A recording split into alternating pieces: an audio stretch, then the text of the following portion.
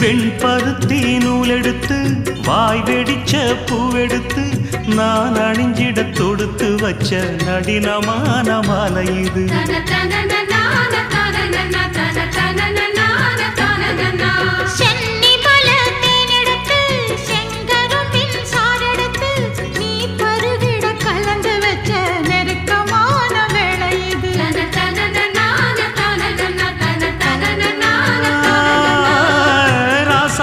உடம்பிருக்கும் ரவிக்க துணி நானாக அன்னாடம் சூடி கொள்ள ஆசை வச்சாகாதா.